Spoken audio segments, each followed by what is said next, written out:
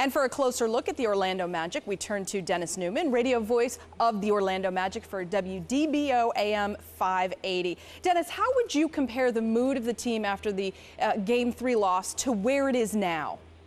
Well, night and day, Michelle, no question about it. As you would think, it did not look good there after those first three games. The Magic really didn't do anything well in those first three games. But I think it seems as though the last two, they've gotten back to the things that they succeeded with during the regular season, moving the ball well, shooting. And, for this team, it always comes back to making three-point shots. I mean, it's a team constructed to go into Dwight, kick out to shooters.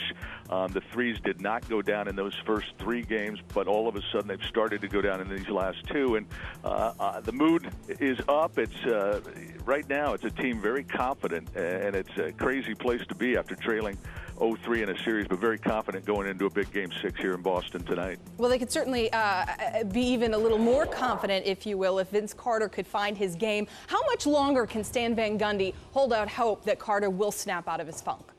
Well, it's a great question.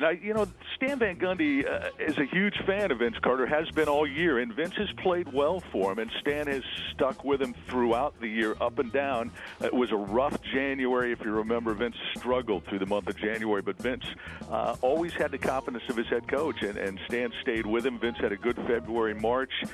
It hasn't been a good series. He played well in the previous two series. Hasn't been a good series for Vince in this one, but I don't see Stan Van Gundy losing confidence in Vince Carter. I think he's going to ride Vince throughout, knowing that this guy can give him something at some point.